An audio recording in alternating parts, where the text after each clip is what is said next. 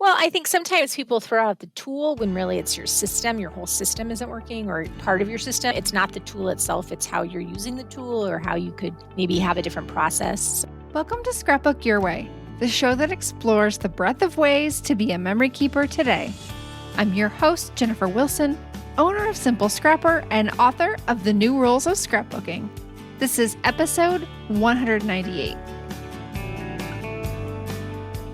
In this episode, I'm joined by Alissa Williams for a look back at our personal planner journeys and productivity systems over the past year. Hey, Alissa, how's it going? Hi, Jennifer. It's going great. I am looking forward to talking today for a planner update, but can you remind our audience who you are and where you live? Sure. I'm Alissa Williams, and I live in Central Illinois with my two what I call medium-sized children. I have a daughter in middle school, junior high, and a fifth grader, and we got a dog this summer. So now we have that added to our family, and my husband, and we just moved in the past year. So lots of new things for maybe people who've heard me on the podcast before. And I am the director of a small public library. How's it going with the new puppy? Ups and downs. Right now, the puppy has a little bit of a stomach bug, so that hasn't been fun. But she's going to puppy school, so we're very excited to learn how we can be better puppy parents. But my girls love her a lot and have stepped up to the plate. So that's been really fun. And I can't wait to document my one daughter who wants to be a vet, her relationship with the puppy. Oh, that sounds so cute. I'm so glad you have this new addition to your family. I think pets are awesome. Though, of course, cats are better. Cats are better. Yes, I miss my cats. The puppy doesn't quite sit with me. She tries to bite me when she gets on the couch. Oh, no. So we've had many podcast episodes together where we've talked about our planner progress, our wins, our fails, and everything in between. I'd like to start by kind of doing a little recap of our individual styles and preferences when it comes to planners, because we are definitely not always in the same place. Sometimes we have overlap, but sometimes it's very, very different. Sure. So will you kick that off? Yes. So I prefer to have an 8.5 by 11 planner for work, a monthly and a weekly view. And I kind of went for a while where I was trying to find the perfect work planner, but I've settled on a blue sky Note It version that offers me the week on the left and then space for free writing on the right side of a 2-page spread.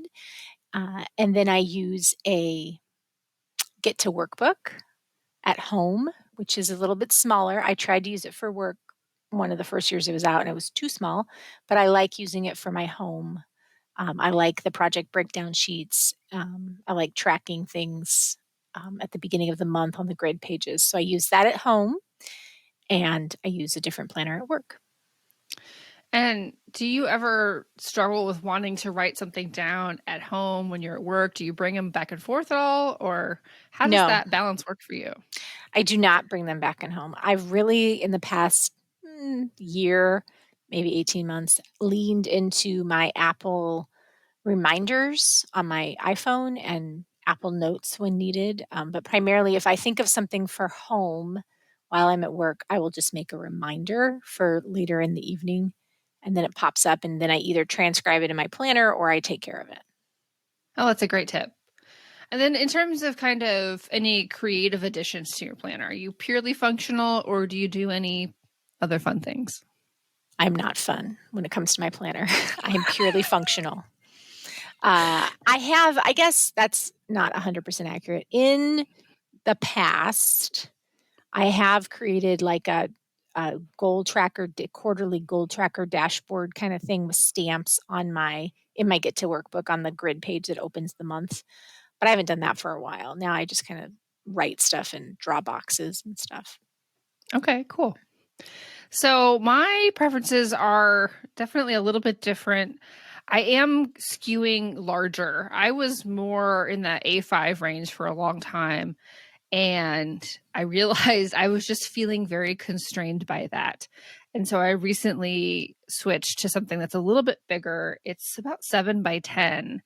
And that I finally feel the spaciousness that I want to be able to make additional lists. It's not just what's going on this week. I can jot a few extra things down. And so that is giving me a bit more comfort. And so I can see why you like the 8.5 by 11. I think I would like even bigger some of the time.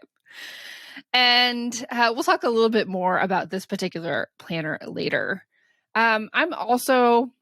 I got into stickering in my planner in 2020. It was kind of one of my pandemic projects. I started with the Hobonichi week, so it was really tiny stickers, and now I am using much bigger stickers, and I have added stamping in my planner as well. And I absolutely love the creative process. I always look forward to setting up the new week, and it's just something that makes me really, really happy. And so I'm always looking for paper thickness that can stand up to inks and the pens that I want to use and all that. So I definitely have transitioned to creative for the setup, but I'm also very much functional still when it comes to the things I'm putting in my planner. I'm not really doing memory planning. I do write a few kind of notes down on the month calendar because I don't use it for planning. I just use my Outlook calendar that I share with my husband. But yeah, in terms of my week to week and what I'm looking at every day, I love it to be colorful and very seasonal and shifting throughout the year. It just inspires me so much. I think that's so cool what you've done and the evolution that you've had of your creativity. And I wish I had time for that, but right now I know it's not, it doesn't serve me. I'd just be frustrated because I wouldn't be able to do all the stamping I wanted to do. I do like the Get to Workbook for that, in that it's a very simple format, so you can add color. And I have occasionally used washi tape on the monthly spreads to delineate, vacations and time off and stuff. So there is a lot you can do with it as a good base. I just haven't explored that in a while. Yeah. And I think that's part of what I wanted to discuss today is kind of some of the breadth of what we've explored and what we've learned from that. And I think we definitely have some fails that we're going to be talking about in a little bit. But before we get there, I wanted to talk a little bit about new finds, obsessions, like what's really like fun and interesting for you right now in your planner world. I'm obsessed with the podcast that Sarah Hart Unger does. Best Laid Plans? Yes, Best Laid Plans. She reviews a lot of planners and she talks to people about their planner piece. And I find that interesting. I really enjoy that. And then the other thing that I'm that's more planning adjacent, but that I'm also really obsessed with is Laura Vanderkam's new book, Tranquility by Tuesday. I was a participant in her survey project data for the book. So I've really enjoyed reading the book and then just kind of being reminded of those habits and the practices that she recommends and trying to figure out how I can make them work. Yeah, every time, because I've been reading the book as well, and I'm not that far along, but every time she quotes one of her participants, I was like, ooh, is that something Alissa could have said? Possibly. There are a few things that sound very much like something I said. Yes. So I'm enjoying both of those things as well. Introduced, I'm assuming, by you to both of those. And I've also enjoyed the podcast Planners with Wine. You mentioned that it's a little chatty for you. So it is more of a chit chat podcast, but I like it when I'm kind of getting ready in the morning and I feel like I don't have to 100% pay attention. So it's a good kind of, background podcast. And then I mentioned that I've been doing stamping, and a lot of these stamps these days are the Heidi Swap stamps. I've been kind of oogling all the things that she's been doing for a couple of years now. And then I just said, I'm going to go in. I love the look of layering. I have all these distress oxides. I want to make sure I'm playing with my inks and getting the most out of my products. So let's get some more stamps to do that. And it's just been so fun and has really kept me feeling excited about doing these things and also doing other projects. I think my planner has become kind of that touchstone to creativity every week that helps to make sure that I can stay into the bigger projects as well. It's always nice to just have something that you can touch that reminds you how much joy it brings you. And even a smaller canvas to try different techniques with your stamping and, get used to how a different particular stamp so that then you're more inclined to maybe use it on a layout later. Yes, yes. And I think with that also comes kind of that exercise in imperfection, because my planner is ultimately a temporal thing. It's not forever. I'm more able to embrace those errors and the blips you have with stamping, and that carries over to other projects as well. So let's dive into some fails for this year. I feel like I feel like I'm in a good place now. I feel like you're in a pretty good place now. I feel like this year has had some bumps in the road. What stands out most to you? I think my two biggest fails were I bought the 90-day goal planner from Cultivate What Matters, and I was like, yeah, no, I'm not going to use this at all. This isn't what I thought it was. I don't want this. Because I moved in January. January is a crazy month for our family. And I intentionally did not set any year-long goals. Normally I do like a Gretchen Rubin, does 22 for 22 or 21 and 21. I did not make any of those lists. I was like, I'm going goal free this year, or at least until I get my feet under me. Mm-hmm. Well, I think that made sense for you as well. Like it was a really thoughtful decision. Yeah, I thought by now I'd have more clarity around some stuff. And I kind of late summer was kind of feeling adrift a bit in well, I don't have these goals I'm working towards. What should I be doing with my time? And that's, I think, one of the reasons I bought that 90-day goal planner thing was to kind of refocus, and it kind of did the opposite. And I was like, I put it in a drawer and I was like, yeah, maybe I'll use you later, but now is not the time. It is neat. It had a lot of additional features that I didn't really need, like a weekly spread and a monthly spread. And I ended up not liking the green linen cover that I ordered. I don't know, just the whole thing irritated me. And I was like, I'm not using this right now. I really am still intrigued by that Makesy Life, which is a brand. It's pronounced Moxie Life because it's supposed to be yes, the phonetic spelling of Moxie. Yes, which for some reason that word bothers me. It's some sort of 90s flashback or something. Yeah, no, you're right. I think that's how Sarah pronounces on Moxie Life on Beck's Laid Plans. And there was that quarterly calendar we talked about the last time we had a podcast that I had heard about on Best Laid Plans that I was intrigued by. Oh, the JMB Living. Yes.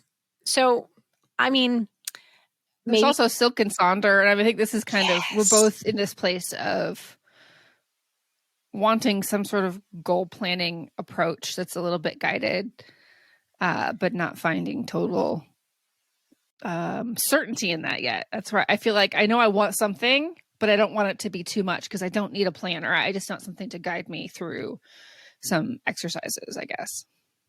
So for me, I really liked the Cultivate What Matters tending sheets, but I found I've been able to recreate that in my Get to Workbook with my own twist on it. And so using that idea of something that worked for me in the past and then, adapting it for my current situation is I'm crossing over into the win territory here, but is an adaptation I've made this year. Do you find that approach gives you enough of kind of the layered iterative structure of thinking about what you want and deciding on the goals? Because the tending part is really the most granular portion of the whole process. Yeah, I mean, because I've gotten to a place where my goals are fairly the same, each year, exercise consistently, eat better food, unpack my house, create more. And that's where I think that actually the Tranquility by Tuesday project is helping me explore goals in a different way and not maybe, I'm at a point where I've achieved a lot of my things are kind of not rote, but I don't there I'm at a pretty stable place where I don't need to, oh, my goal is to learn Italian. I mean, like what? Um, I don't know. So, Well, I think one of the things that we've been talking a lot about is that boring is sometimes a really good, awesome thing. And right. just having like that consistency, the steadiness, particularly after the past 2 years, but even in general at the certain like season of life, like that can be very comforting in itself. And the other thing too is I'm less, the age of my kids, it's more about trying to, I have a seventh grader, and so the time that she has left in my house is short. And so trying to be more intentional about time spent with the girls. They're fun to be around. I want to, now Mm-hmm. is where we, are continuing to build our relationship and helping them, be available to them. A lot of my activities revolve around things they're involved in, going to volleyball games, helping with the school dance. It's Friday night, So it's less about my personal projects and more in projects that support the family, I guess, is a way of thinking about it, or goals that support the family. That makes sense. And to kind of recognize that that's just what your plate looks like right now. And it might actually be twofold to try to be over ambitious with, wanting to learn Italian or whatever, something a little bit more grand. Yeah. I mean, I have goals and I have projects, but a lot of it is kind of trying to figure out this year how we lived in our space, and then now for 2023, kind of what house projects we'll take on and that kind of stuff. Sure. Yeah. So I had a similar fail we bought the same 90-day power sheets from Cultivate What Matters. And I don't know. I think we both had this very like visceral reaction of like, no. And it was very strange experience because I expected that we both love it. That was the plan since we invested in it. And we both started around the same time and both had that just reaction. And then it's been put away ever since. Yeah. So I don't know if we like fed off each other on it of like, contributing to the negative energy, but I don't think that was the case. I just think it was interesting. They were both, I mean, I was very much like, oh, this is what this is. Hard pass. Not in the place where I want this right now. So, and then I kind of felt a little shame in being like, well, I know I kind of talked you into buying this, but I'm not going to use it. And you were like, oh, because I was excited when it came and excited to open yeah. it. And then I opened it and I was like, no, this isn't what I wanted. And maybe it's because it was so much different from the goal planner that she's had in the past and they still make. Or maybe I just wasn't in the right season for it. I don't know. But yes, it was interesting that mine was a very visceral reaction and then you had a very similar reaction as well. Well, and I think one of the comments on that, I think it was on Best Laid Plans, or maybe it was on Planners with Wine, but they were talking about how that particular company and style of goal setting goes deep really fast.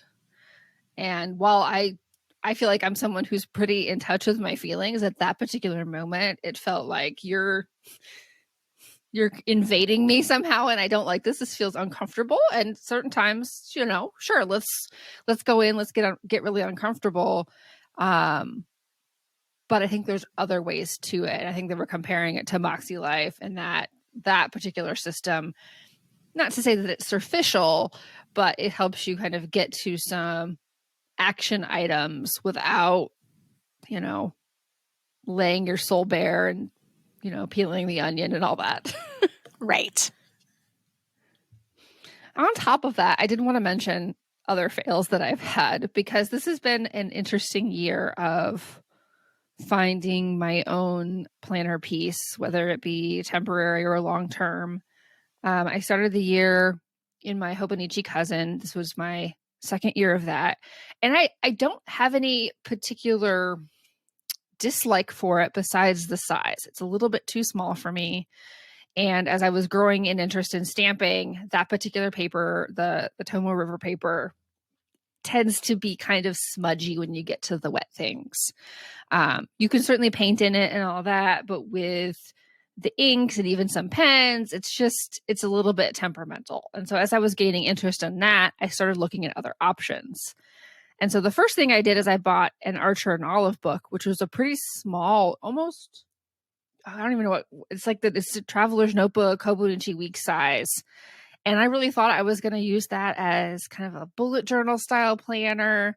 And I loved the paper, but I immediately hated the experience of working in it. And so I just turned it into an art journal.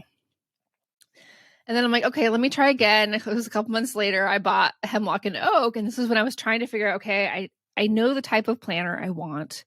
And if I can't find it, let me just create it. So I bought this larger size dot grid notebook thinking I'm going to just draw all the lines every week and do my stamping and my stickering. And it turns out setting up the base of it is so tedious and annoying to like count dots and draw lines and measure things. I hated that process. And so I use that kind of day to day just as my like notebook for meetings, whatever I need to write down. And so I'm glad I have it. It's a really high quality product. But it was definitely a planner fail where I had this vision and it was not a good fit for me. And so the planner I am using now has a little bit more going for it. And I think I found just a nice little happy comfort zone there. I think you have two, because you've got the format, and so all you have to do is decorate each week, and I think that's fun.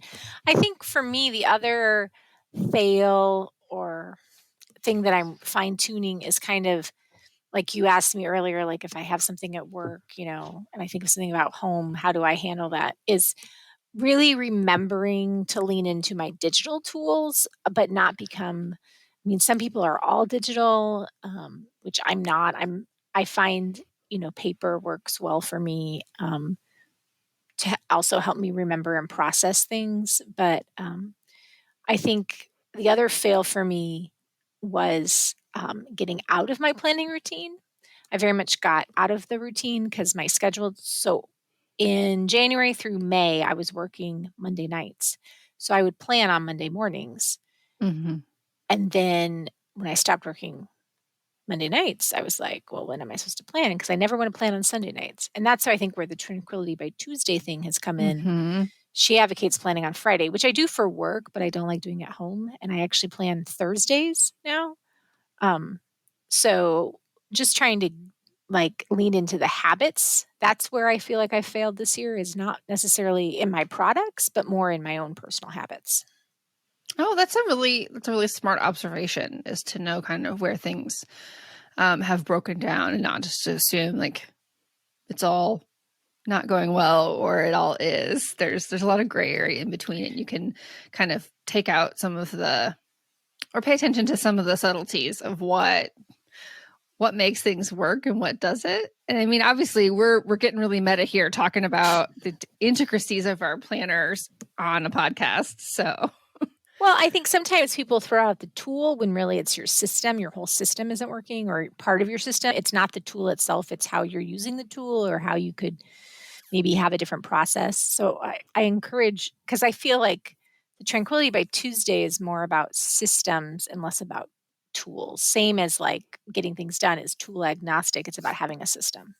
The Routine and Things podcast, and she has this Routine and Things planner that I'm very curious to see how I could use it, but I have found Planner Piece and I want to switch upset the apple cart. But I like the Routine and Things podcast because it's short and she provides some she talks a lot about routines supporting your habits or supporting your life. And that's an area that I am trying to focus on more.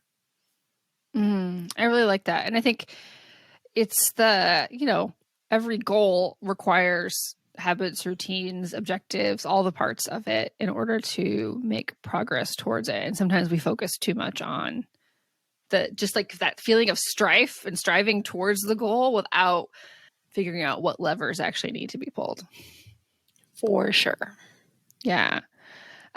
So in terms of wins, definitely the biggest one for me is this planner that I'm using. And it's one from Scribbles That Matter, and it's called the Dot Cross Planner. And so it is an undated vertical planner that has undated months, followed by 5 undated weeks, followed by a couple dot grid pages, and then that repeats. And then at the end, there's even more dot grid pages. So I actually discovered this planner from Rachel Newman, the life facilitator. She's been on the podcast. And I just love the openness, the flexibility. She's using it mostly for more memory planning. But my quest to be able to use more stamps really lent well to this kind of blank but not too blank canvas. And both Rachel and Jenny McGarvey, who I've also had in the podcast, have been really helpful in kind of teasing apart some of my own desires and my quest to find a better planner. And I'm just so glad that I found this one. You can buy it from their website. You can also buy it on Amazon, which is, of course, super convenient. And it kind of was like an under the radar, like sleeper hit for me. It wasn't something that I'd ever heard about. And all of a sudden I was like, oh my gosh, this is what I need right now. And I definitely have realized I am hardcore vertical. I thought I wanted horizontal on the left-hand side and dot grid or graph or whatever on the right, like you, but I can't, my brain does not work in horizontal. I can't think of the week. And to me, when I'm thinking about the week, I'm like, wherever I am in the world, I'm always thinking about, okay, what's on my planner in this particular like segment, like in the middle column towards the bottom, do I have an event? I'm always visually thinking about that spatial allocation. And so horizontal does not align with a calendar. It's just weird for me. So I had to go back to vertical. And I think that's also part of why this one has worked so well. Yeah, that's fascinating to me because I think of the week in a line down the page. I don't know. It just, then I go, I don't, even though I read left to right, I don't know. I need it to be in that line down the page for me. So I think my win is the fact that I found a planner that works for me for work now and was able to buy the same planner for 2023. And like, I didn't have to, because for the last couple of years, trying to find the planner in the style that I wanted has been a challenge. And so it's nice that they didn't because I made a blue sky planner one year and that really worked, but then they stopped doing custom blue sky. And so it's nice to to be back in something that I can purchase regularly. Yes, that's really exciting. Particularly when you've had so much frustration, because you've had a lot of clarity about what you were looking for. It just hasn't always existed. Correct. Yeah. Any other wins? I'm trying to think of what else I wanted to mention. I feel more content than I have in a long while. I'm having fun. I'm being productive. It just feels good. I'm actually kind of hoping we don't have a lot to talk about next year. As much as I love talking about you, I hope we're just kind of like steady and finding our way. I feel very much that I'm in a planner piece kind of place of I have my get to workbook that runs through the school year and I have my work calendar that runs through the calendar year and I can see the bigger picture with the one. And I definitely feel like I've gotten into my groove. My biggest thing is just getting into the routines and habits that will support, having a productive life and not forgetting things and closing open loops and stuff. So do you feel like you're going to use your 2 existing planners plus maybe any other like digital tools to support that? Or are you still feeling the need for something else? No, I don't feel like I need anything else in my planner stack. I feel like I've gotten to a point where I understand my digital tools and have figured out how to make those work for me to support, I don't want to drag both my planners back and forth. Really, I just need to work on my habits and routines and my system. I have a system, but I need to do my system consistently. So I guess it's a habit. The Get to Workbook has goal setting built into it. So it's just kind of next leveling that with kind of making my own tending sheet thing on the monthly to really track stuff. That I think is where I need to focus more, is like tracking the stuff and figuring out that system. And then I already have a full system for that at work that involves a different set of tools. But so I think it's just really using my tools and being consistent in my planning routine. I feel like you're maybe a few steps ahead of me in that regard, because I don't feel the same level of clarity of what I should be working on. Like, sure, I can like pull out like, I want this, I want that. Like, I'd like to achieve this. I'd like to stop doing this. But in terms of what's really a priority and how do I want to get there, that's where I'm feeling a little untethered, I guess. And so I'm not yet sure how I want to do that. I think ideally I'd like to be doing that in the back of my current planner. And then when I fill it up, start a new one, there's always the desire to kind of update, rewrite, redesign. But I'm not 100% sure on what I want to be like tracking or thinking about yet. I kind of want to finish Tranquility by Tuesday first, because I think just from listening to you that's going to kind of maybe inform some of my desires, plans, objectives. And this is a fun time to announce that this is going to be our solitary book club selection for next year. So we're going to do a study group on Tranquility by Tuesday, and we'll be doing this through February through October as like a 9-month activity. Give a little bit of a breather in January to ramp up, and then just take November and December off since it's such a busy season. And I'm really excited to, I don't know, kind of create a bit of flexibility for the book club, because I think that each particular topic in the book will lend to other books that we can recommend that are related to that particular topic. For example, her first one is about having a bedtime. So what other things can we read and learn from to support having, good evening habits and morning habits and all of that aspect of it. So I think that will be just make for a really kind of rich, interesting experience throughout the year, and really focus on having that implementation time.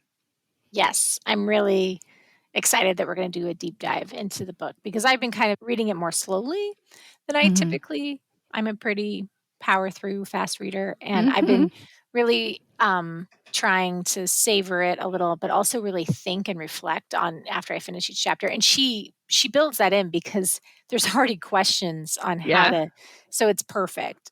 So I think it's going to be a really great opportunity to learn from each other and to talk and to dive deep and to establish those habits and systems in our own lives.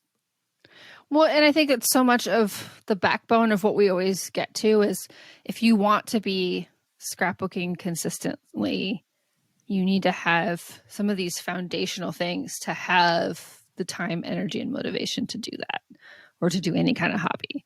And so this book really gets at, okay, how do you do that? And so we can practice together implementing it and see what changes. I think I'm really excited for what's possible in our community next year because of this. Well, and I think I recently shared with you, one of her things is 3 times a week is a habit. And so she encourages you to think about what you want to make a habit. And I was kind of struggling with that. And I finally landed on, starting in November, I want to engage in scrapbooking in some way 3 times a week. And it doesn't have to be make a page, but it's, my photo management, deleting photos. It's just something for 15 minutes. It could be deciding on the next thing I'm going to make and printing photos. Like, because Stacey Julian always preaches, do it in 15-minute bites. And I forget that sometimes. I forget that I can get a lot done in 15 minutes. I have a list from the retreat I was just on of things I wanted to do. And some of those are bite-sized and I could, knock out. And maybe it'll take me 20 minutes, but I'm going to set the bar at 15 and, just try to engage in the hobby 3 times a week to like you were saying about your planner kind of keeping you connected. If I really just start taking these baby steps, and then maybe once a week, it's a longer session, where I do make a page, or I have 2 hours where I can make a page. But I want to get into more of those routines to do some of that photo management that always kind of gets pushed to the back or whatnot, because I want to make pages. Yeah. No, that reminds me of Peggy's tracking time instead of projects finish, because we can't always predict how long something is going to take, but we can control the amount of time that we invest into it. And really it's for whatever in our life, it's showing up week after week, putting in the time. That's how you see the results that you're craving. Yes, for sure. Any other kind of open loops, unmet needs, anything else that's on your mind when it comes to your planning?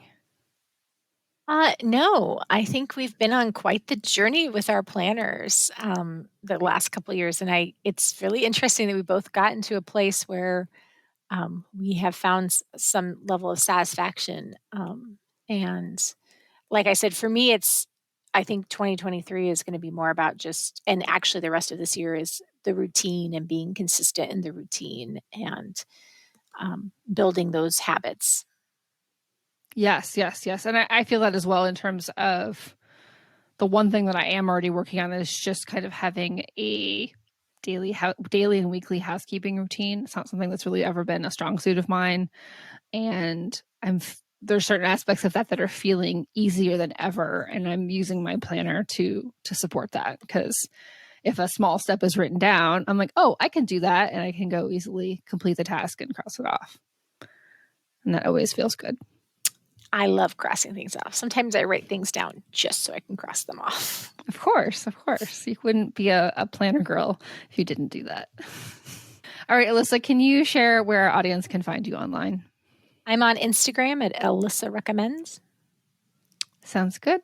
And she's also in the Simple Scrapper community and working on becoming more active and attending things regularly. So this is also true. Yes, I pop in occasionally. I've been building that habit of when I do that 3 times a week as a habit. So yes. And she's a longtime member. That's actually, of course, how we met way back in the day, many years ago when our daughters were quite young. Yes, so long ago now. All right, Alissa, this has been fun. I appreciate spending time with you. I love talking about planners, and I hope this conversation was helpful for people.